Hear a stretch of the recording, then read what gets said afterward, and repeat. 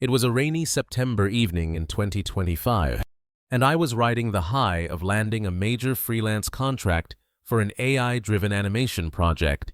At 22, I'd turned my passion for coding and digital art into a thriving side hustle in Seattle's bustling tech scene.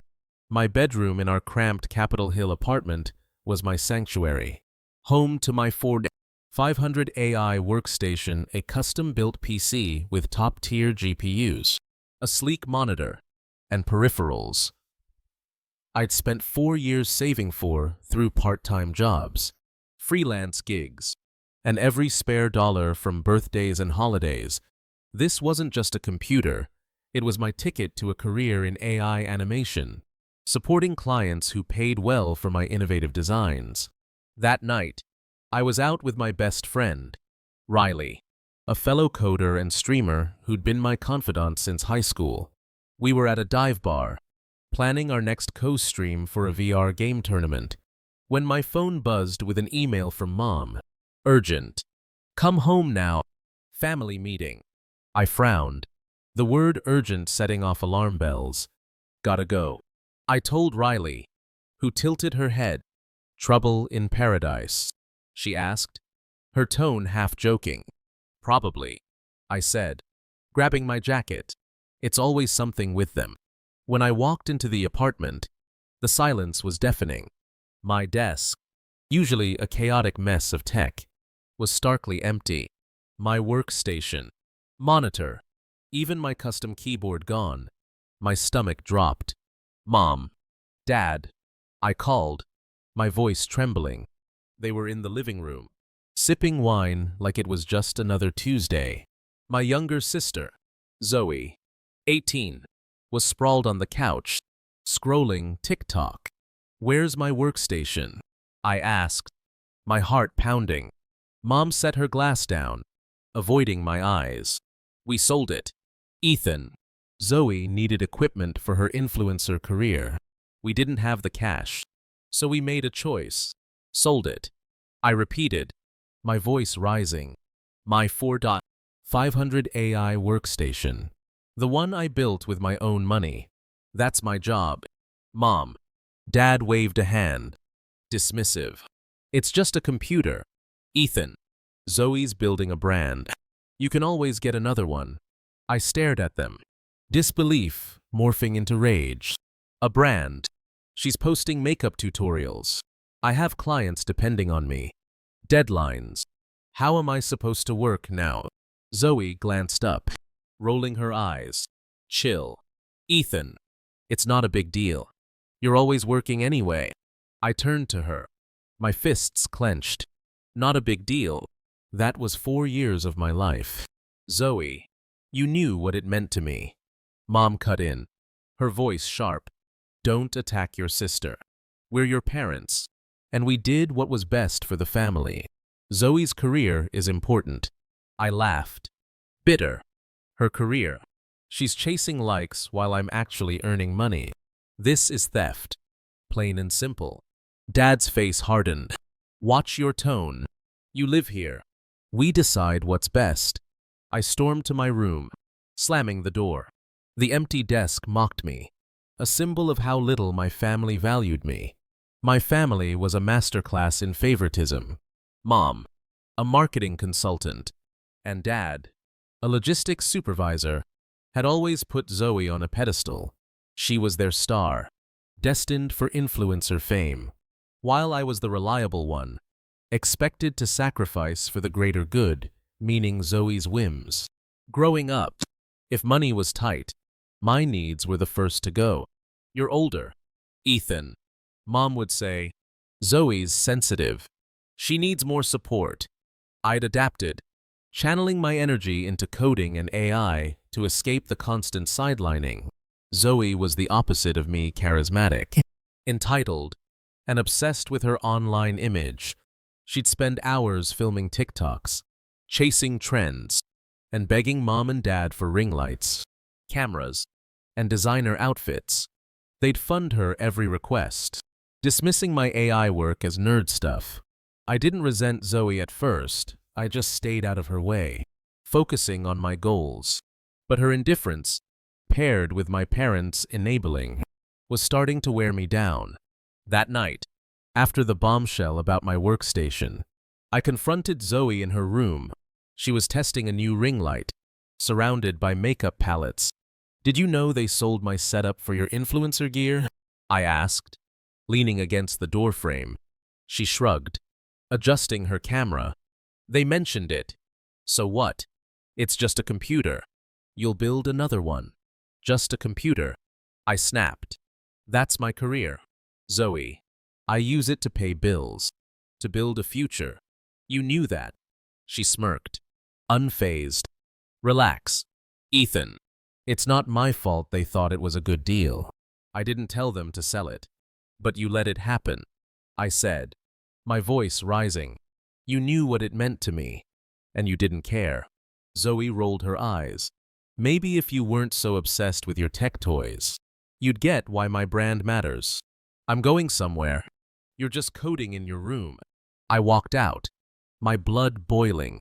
Talking to Zoe was pointless. She saw herself as the victim. Always. The next few days were a blur of rage and frustration. I could barely look at my parents or Zoe without feeling betrayed. My old laptop, a sluggish relic from high school, struggled with basic tasks, turning freelance work into a nightmare. Every lag or crash was a reminder of what I'd lost. I texted Riley, venting. They sold my AI workstation for Zoe's influencer crap. "I'm done." Her reply was instant. "WTF. They didn't even ask. Come over. We'll figure this out." At Riley's loft, over takeout sushi and energy drinks, we strategized. "You can't stay there," she said, her eyes fierce. "They'll keep treating you like garbage." "I know," I said, rubbing my temples. "But Seattle's expensive. I've got savings, but not enough for rent." "Double down on freelancing," she suggested. "Your AI animations are fire. And what about streaming? You had a decent following before. I'll co-stream with you to boost views." She was right. I'd streamed VR games and coding tutorials in college, building a small but loyal audience before family drama derailed me. "Maybe," I said. "But first, I need my money back." I tracked down the buyer, a local tech enthusiast who'd paid $1,800 for my setup. They were sympathetic but firm. "I'll sell it back for what I paid. But I can't just return it." I didn't have $1,800 liquid, so I decided to confront my parents. At dinner, I laid out my case. "I want the $1,800 you got for my workstation," I said, sliding receipts across the table. "That was my property. You stole it." Mom gasped, clutching her wine glass. "Stole? We're your parents. We did it for Zoe's future." "Future?" I scoffed. "She's chasing TikTok clout. I have actual clients, deadlines, a career." Dad's face darkened. "You live under our roof. Everything here is ours. Be grateful we haven't kicked you out." "That's not how it works," I said, holding up a receipt. "This proves I paid for it." "You owe me." Zoe, scrolling on her phone, muttered, "You're so extra." "Ethan, it's just money." I glared at her. "Easy for you to say when you've never worked a day in your life."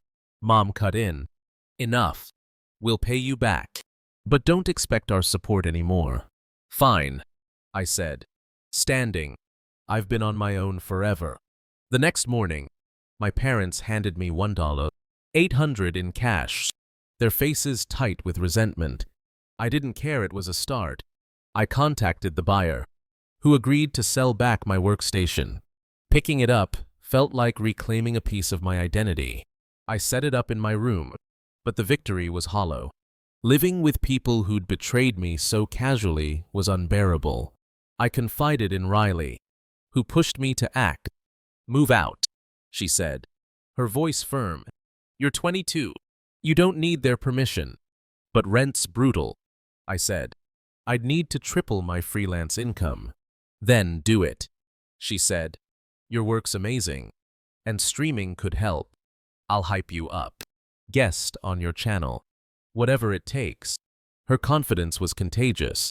That night, I scoured apartment listings, landing on a tiny studio in Fremont. It was bare bones, a single room with a kitchenette and a bathroom, but affordable. I met the landlord, a tech enthusiast who geeked out over my AI projects, and signed the lease within days. Packing was a covert mission.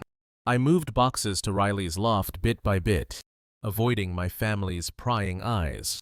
Zoe was too busy with her TikToks to notice, but Mom started dropping hints. You're awfully quiet. Ethan. Something going on.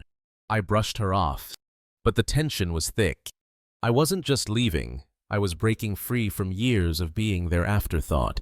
As moving day loomed, I got a surprise text from Aunt Clara, Mom's estranged sister. She'd cut ties a decade ago after Mom borrowed $15,000 for bills and never repaid it. Heard about your Workstation drama. She texted. In Seattle for a conference. Can we meet? I met Clara at a cozy cafe in Pike Place Market. She was a sharp-eyed data scientist with a no-nonsense vibe. Over lattes, I spilled the story, the sale. Zoe's indifference. My parents' excuses. I showed her receipts and screenshots of my freelance earnings. Clara's jaw tightened. Your mom's been pulling this since we were kids. Puts on a show.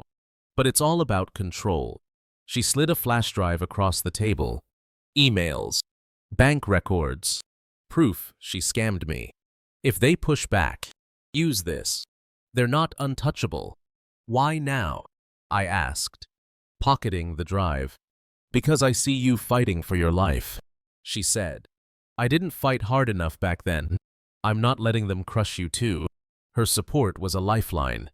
With Clara's evidence and Riley's encouragement, I felt ready to face the storm ahead.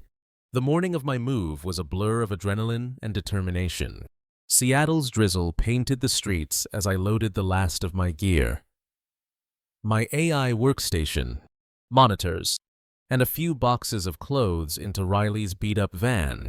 My Fremont studio awaited, a 300-square-foot haven that promised freedom. I left a note on the kitchen counter, my handwriting steady despite the knot in my chest. I'm moving out to focus on my life. I need space. Please respect my choice. No theatrics. No final showdown, just a quiet exit from a life that had suffocated me for too long. Riley, ever the optimist, blasted indie rock as we drove across town. This is it. Ethan, she said, grinning. Your Batcave. No more family BS. I forced a smile, but the weight of leaving was heavier than I'd expected. Not because I'd missed them. Mom's guilt trips. Dad's dismissals. Zoe's entitlement, but because it meant closing a chapter I'd spent years hoping to rewrite. What if they don't even care? I asked, staring out the window. They'll care, Riley said, her voice firm. Not because they love you the way they should, but because they've lost their scapegoat.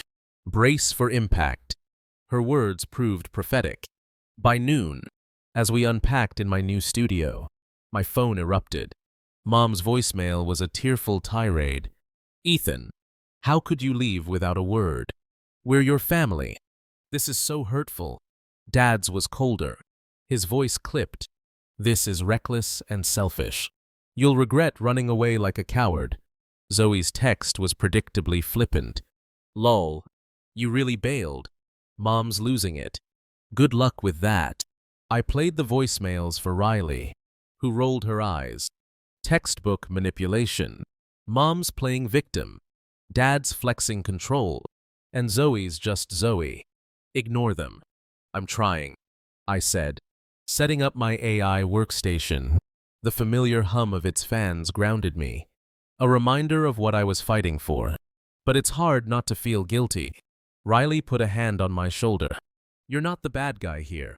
They sold your livelihood for Zoe's TikTok lights. You're allowed to choose yourself. That night, I went live on my streaming channel, my first broadcast in years. The The setup was makeshift, my desk wedged against a bare wall, but the energy was electric. The viewer count climbed from 20 to 80, fueled by Riley's guest appearance. Ethan's an AI wizard.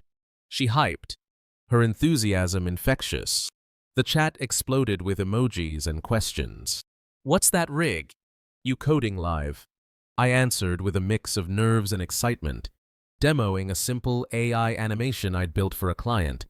It felt like reclaiming a piece of myself. But the backlash wasn't over. The next morning, I woke to a barrage of texts. "Mom, you've broken my heart." "Ethan, how could you abandon us?" "Dad, you think you're independent. You'll crawl back when you fail." "Zoe, wow, you're streaming now." Cringe. "Mom's crying. FYI." I put my phone on silent, but the words lingered, each one a tiny cut. I met Riley for coffee at a Fremont cafe, needing her perspective. Over steaming lattes, I showed her the texts. "They're not gonna stop," I said, my voice heavy. Part of me wants to block them. But what if that makes it worse? "Don't block them yet," Riley advised, stirring her coffee. "Save everything. Texts, voicemails, proof of their crap. You might need it if they escalate. But don't engage. You're building something real here. Don't let them derail you." Her advice was a lifeline. I threw myself into freelancing, updating my portfolio and pitching to new clients. Responses flooded in startups, indie game studios, even a local ad agency. By the end of the week, I'd booked enough gigs to cover 2 months' rent. The studio, once a blank slate, started to feel like home. With a second-hand couch from Riley and a string of fairy lights I'd impulse bought. As I powered up my workstation, the Seattle skyline peeking through my window, I felt a flicker of hope. The backlash was loud, but I was louder. 10 days after moving out, Zoe ignited a digital firestorm. Her latest TikTok, posted to her 50,000 followers, was a tearful performance set to a dramatic piano track. Surrounded by her ring lights and makeup palettes, she sighed. "Sometimes family betrays you. I thought we were tight, but some people just walk away without a word." The video racked up 500,000 views in 48 hours, with comments like, "Zoe, you're so strong. Who hurt you? Spill the tea."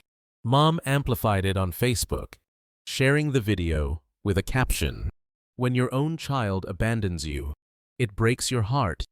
Praying for healing." Dad piled on, commenting, "God sees the truth. Some forget who raised them." The subtext was clear.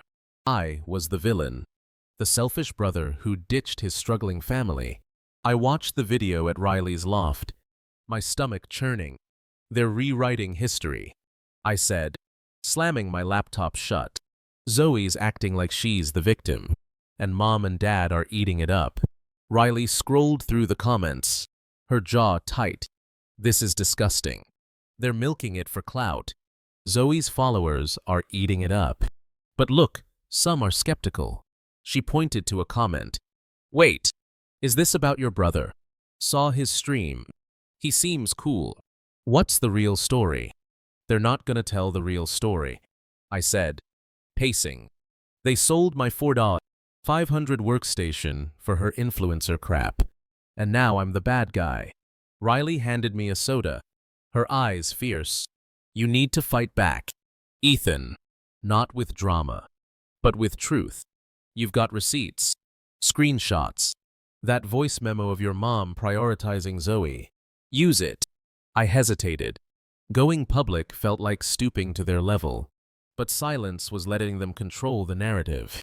I compiled my evidence, receipts for my workstation's components, bank statements showing my payments, screenshots of my freelance earnings, and the damning voice memo where Mom said, "Zoe's brand is our priority.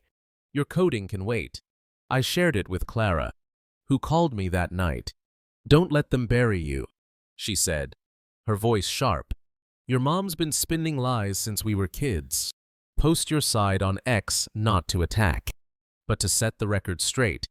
I'll back you up. I spent hours drafting a post, balancing honesty with restraint. At midnight, I hit send. My family sold my 4,500 AI workstation, my livelihood for my sister's influencer gear, without asking. I moved out to protect my future. Here's the truth. Screenshots, receipts, audio. I'm not here for drama, just clarity. I attached the evidence and braced for impact. By morning, the post had 10,000 likes and 2,000 retweets. Comments poured in. This is wild. Your family's messed up. Respect for standing up. Ethan. Some doubted me. Sounds like you're exaggerating, but the evidence was ironclad. Zoe's TikTok comments shifted, with fans asking, "Is this true? Did you guys sell his stuff?"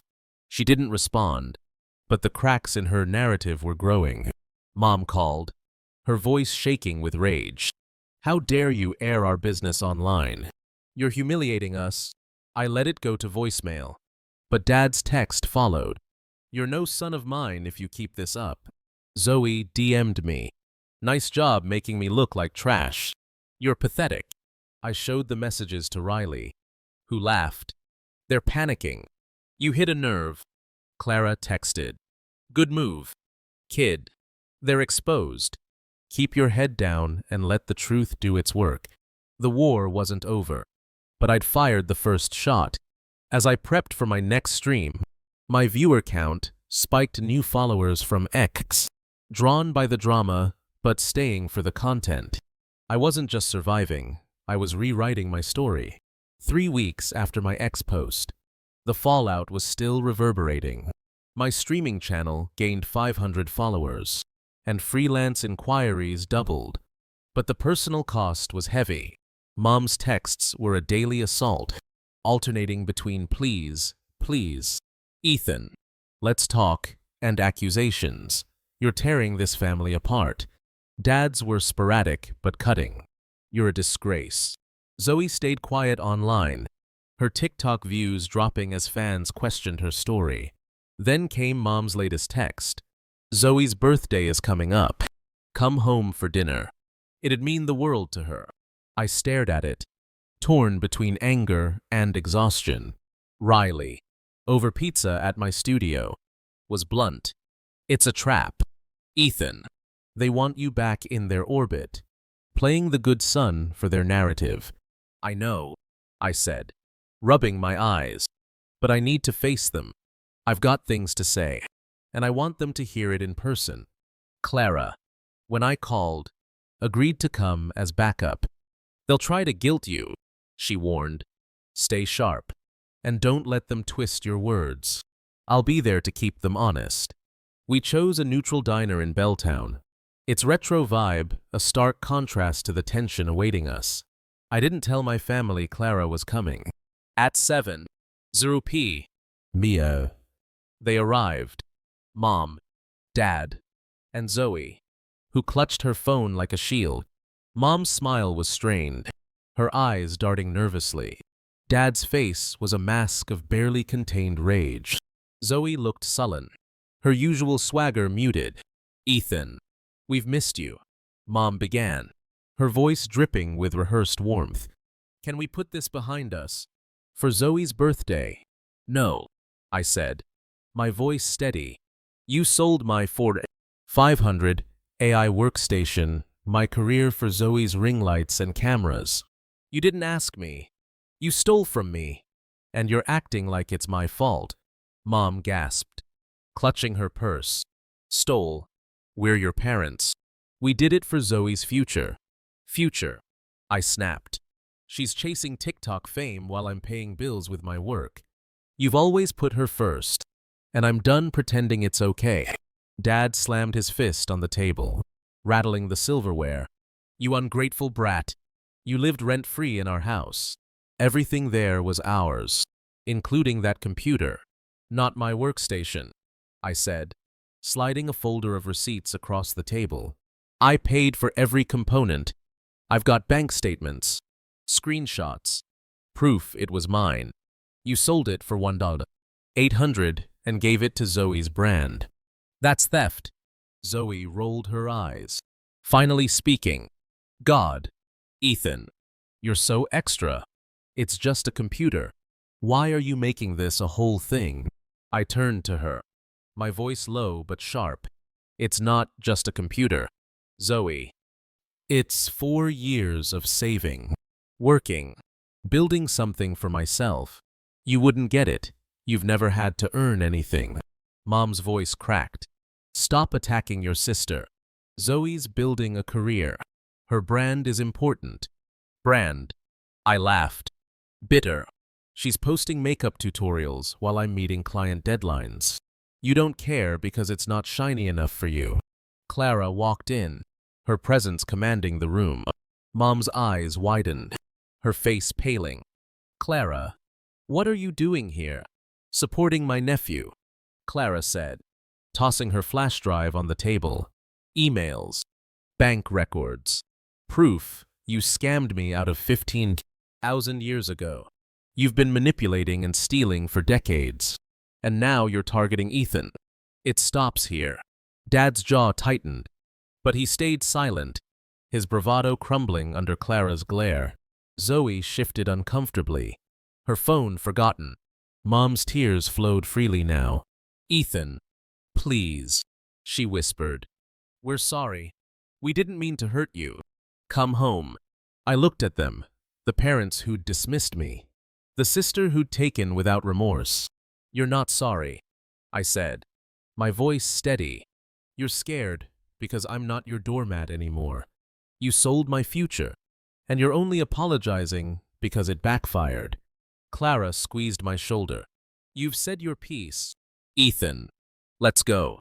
As we walked out, Mom's voice followed. Desperate. Ethan, you can't do this. We're family. I didn't look back. The diner's neon sign buzzed behind me, a fitting end to a chapter I was ready to close. In the car, Clara turned to me. You were fierce in there. They're not gonna change. But you have. That's your power. I nodded, exhaustion mixing with relief. The confrontation hadn't healed old wounds, but it had given me closure. I was free to build a life on my own terms. 4 months after the diner showdown, my life was a vibrant tapestry of growth and purpose. My Fremont studio had transformed into a creative sanctuary, its walls covered with sketches, code printouts, and fan art from my streaming community. Freelance AI animation gigs were flooding in. Clients from indie studios to corporate brands raved about my work, and I was juggling multiple projects with deadlines stretching into the next year. My streaming channel hit 500 followers, fueled by Riley's high-energy co-streams, my weekly AI tutorials, and a viral clip of me coding a live animation that landed on tech blogs. Therapy, now a cornerstone of my routine, was peeling back layers of guilt and resentment. I'd spent years believing I had to prove my worth to my family, but now I saw their favoritism as their flaw, not mine. Mom and Dad's texts continued, a relentless drip of manipulation. Mom's were tearful pleas. Ethan, we're struggling. Zoe's brand isn't taking off. We need you. Dad's were sharper, laced with disdain. You're still our son. Stop this nonsense and come home. I saved each one, a digital paper trail, but didn't respond. Their chaos was no longer my responsibility. Zoe's TikTok empire was crumbling. Her betrayed by family videos were losing steam, with views dropping and comments turning critical. Is this about your brother? One fan wrote, linking to my stream.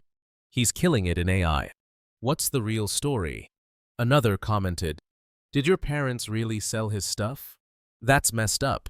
Zoe ignored the questions, but the shift was palpable. Her follower count stagnated, and her latest posts, a half-hearted makeup tutorial, barely cracked 1,000 likes. Then, a bombshell. Zoe emailed me. A long, raw message that stopped me cold. Ethan, I've been a terrible sister. I didn't understand how much your workstation meant, how much you were building for yourself. I'm working at a coffee shop now, saving for my own gear. I was selfish, caught up in mom and dad's hype. I'm sorry. Can we talk? I don't expect you to trust me, but I want to try. Attached was a photo of her barista apron, proof of her new reality. I read it 5 times, torn between skepticism and a flicker of hope. Was this genuine, or a ploy to salvage her image? I showed the email to Clara over brunch at a waterfront cafe, the Seattle skyline shimmering in the distance. She sipped her latte, her eyes narrowing. She's rattled, Clara said. Her influencer gig's tanking, and she's facing real life for the first time. Don't trust it yet, but don't shut her out. Let her show you who she is now. Riley, when we met for burgers later, was less diplomatic. She's only sorry because her followers are turning on her, she said, scrolling through Zoe's latest TikTok. But a coffee shop job, that's a start. Keep her at arm's length, but don't burn the bridge. People can change sometimes. Their advice anchored me. I replied to Zoe cautiously. I'm glad you're trying. Zoe, I need time, and you need to prove this isn't just words. Let's talk later. Sending it felt like planting a seed. Fragile, but real. Clara got an update from a family friend. Mom and Dad were drowning in debt. Their credit cards maxed from funding Zoe's brand. Their Capitol Hill house was weeks from foreclosure, and they'd been begging relatives for loans. My ex-post and Clara's whispers had spread the truth, leaving them with no allies. They're desperate, Clara told me, her voice grim. Your mom's even blaming Zoe now, saying her brand was a bad investment. I nodded, a pang of guilt hitting me. I didn't want to destroy them, I said, staring at my coffee. You didn't, Clara said firmly. They built this house of cards. You just stopped holding it up. That evening, I met Riley and her girlfriend, Sam, a graphic designer, for drinks at a rooftop bar in Capitol Hill. The city's lights twinkled below, a canvas of possibility. We talked about our VR tournament plans, Sam's latest project, and my growing channel. You're a force, Ethan, Sam said, raising her glass, but Zoe's emails got you shook. Huh. Yeah, I admitted. I want to believe she's changing, but after everything, it's hard to trust. Riley nodded, her expression softening. You don't have to decide now. Focus on your empire. The rest will figure itself out. Their support was my foundation. I wasn't ready to forgive Zoe, but her effort, however small, opened a door I'd thought was sealed. As for Mom and Dad, their desperation was their own making. I was done carrying their weight, ready to soar on my own. 7 months after moving out, I was living a life that felt like a dream carved from grit. My Fremont studio was a creative powerhouse, its walls now adorned with awards from freelance competitions, fan art from my streaming community, and a massive whiteboard tracking my projects. My AI animation career was on fire. I'd signed a $150,000 contract with a gaming studio, and my portfolio was drawing interest from tech giants like Microsoft and Amazon. My streaming channel hit 10,000 followers, fueled by Riley's chaotic co-streams, my AI workshops, and a viral VR tournament where we took second place, earning a $5,000 prize. A Seattle tech blog dubbed me the future of AI art, a title that felt both humbling and exhilarating. Therapy was my compass, guiding me through the emotional wreckage of my family's betrayal. I'd spent years believing my work was less valid than Zoe's, that I had to earn my place in their world. My therapist helped me see that their favoritism was about control, not my worth. Each session left me stronger, more confident in my right to prioritize myself. Aunt Clara had become my rock, a mentor and surrogate family. We spent Christmas at her cabin in the Cascades, joined by her partner, Leo. and a lively mix of data scientists, artists, and musicians, over a feast of roasted lamb, homemade bread, and mulled wine. Clara shared stories of her own escape from Mom's manipulation. "You're the one who broke the cycle," she said, raising a glass. To Ethan, the trailblazer, Riley and I had launched an AI art project, a virtual gallery showcased at a Seattle Tech Expo. The opening night was electric, 500 attendees, glowing reviews, and inquiries from galleries in San Francisco and Chicago. As we stood by our exhibit, a shimmering digital cityscape, Riley nudged me. "From dive bars to this. Ethan, you're a legend." My thoughts drifted to Zoe. She'd reached out again, this time with a handwritten letter delivered to my studio.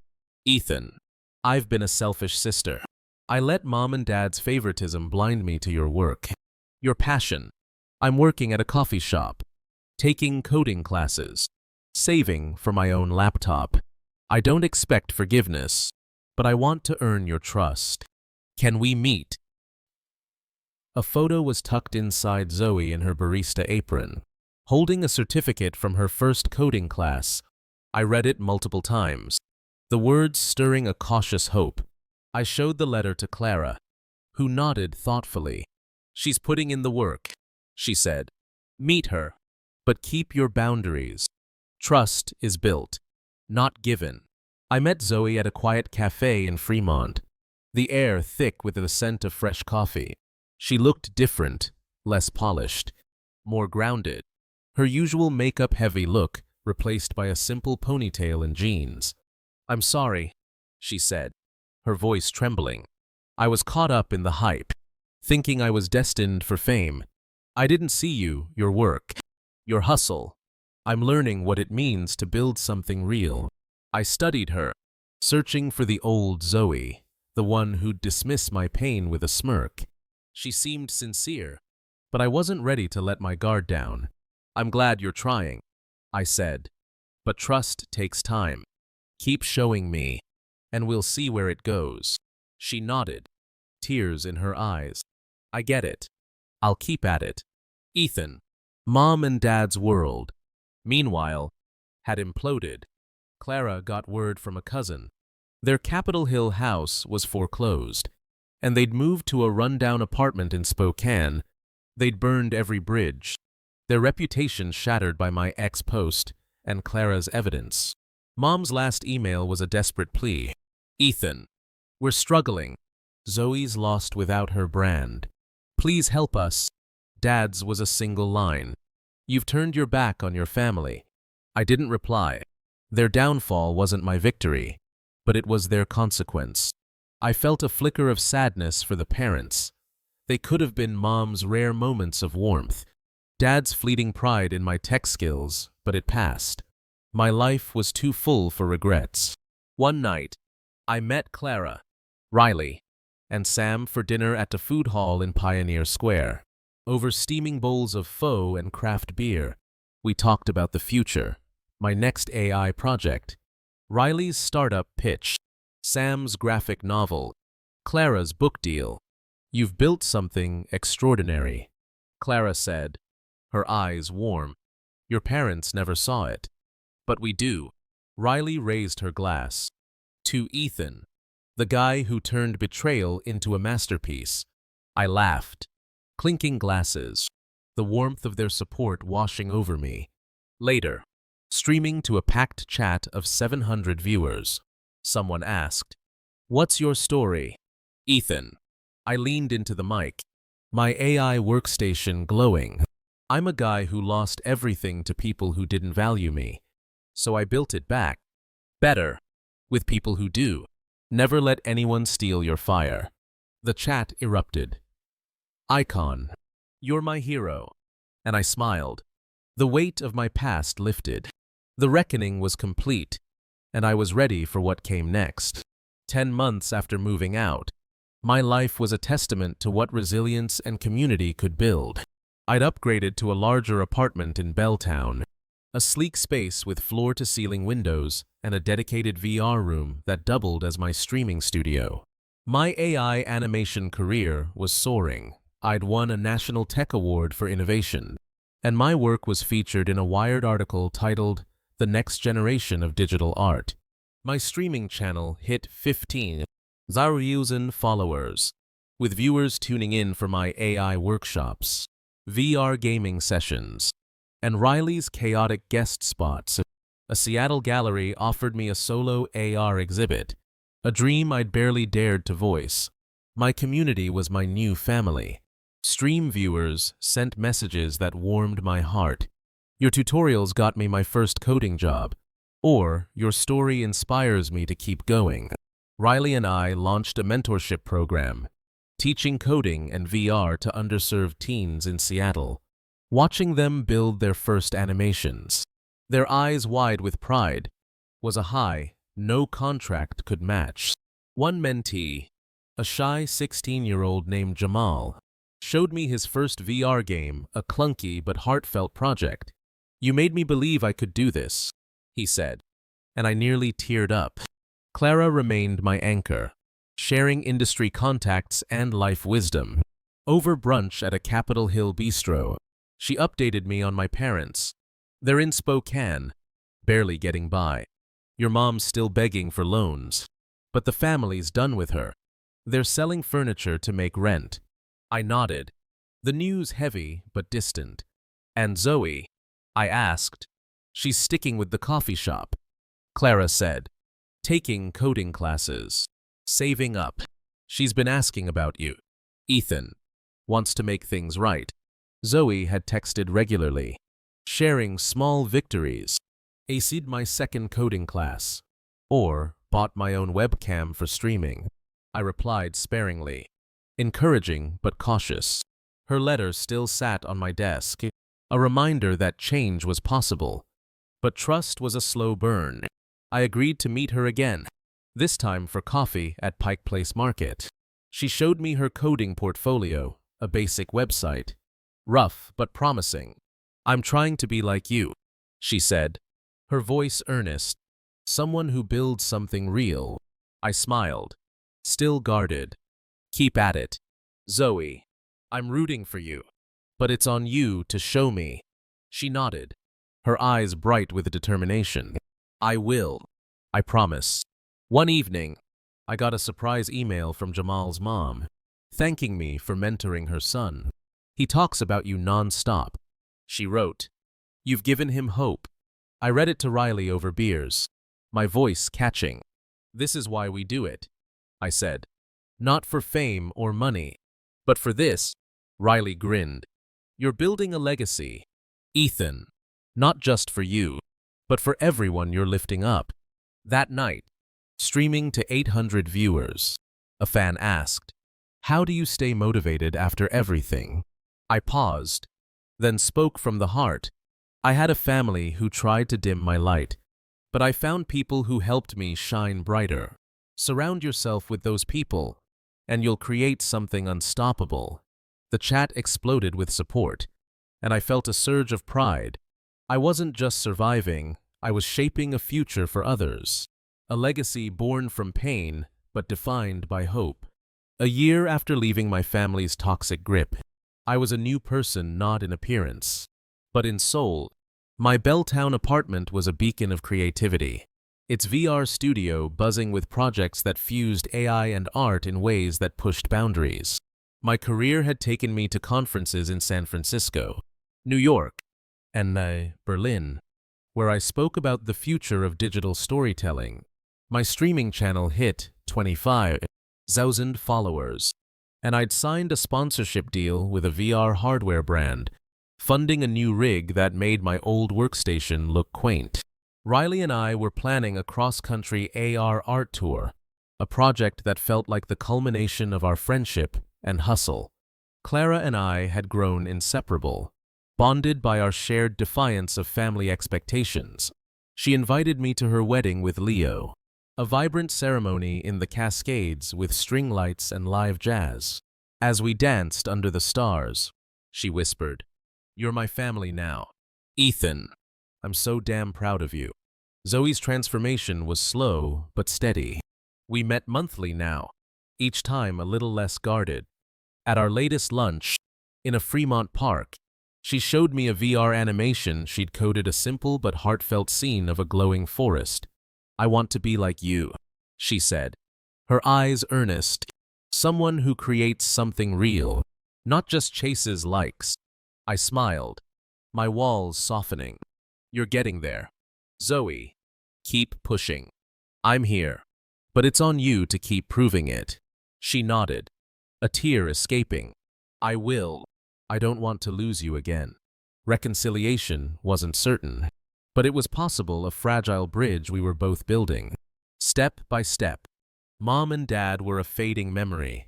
Clara heard they'd filed for bankruptcy. Their Spokane apartment, a shadow of their old life. A cousin forwarded Mom's last email. "Ethan, we're sorry. We didn't understand your work. Please come back." Dad sent a single text. "You've made your choice. Don't expect us to beg." I didn't reply. Their apology was hollow, born of desperation, not remorse. I felt no anger, just closure, a door firmly shut. One night, I hosted a community event at my studio, a live stream with 500 viewers, Riley, Sam, and Jamal as guests. We demoed a collaborative VR project, a digital city built by our mentorship group. The chat was a flood of love. "This is insane. Ethan, you're a legend." Afterward, Jamal hugged me, his voice quiet. "Thanks for believing in me." I ruffled his hair, grinning. "You're gonna outshine me one day, kid." Later, over drinks with Clara, Riley, and Sam, we toasted to the future, my AR tour, Riley's startup launch, Sam's gallery show, Clara's TED Talk. "You turned pain into power," Clara said, her eyes shining. "That's your legacy." Riley raised her glass. "To Ethan, the guy who rebuilt his world and lifted us all with him." As I streamed to 2,000 viewers the next night, a fan asked, "What's next for you, Ethan?" I leaned back, my AI workstation glowing, the Seattle skyline sparkling outside. "I'm building a future where passion and grit win." I lost a lot, but I gained more friends, purpose, freedom. The sky's not the limit, it's just the start. The chat erupted. "Goat, you're my inspiration." And I grinned. The chaos of my past, a distant echo. I'd forged a life defined by love and hustle, and as I signed off, I knew this was only the beginning.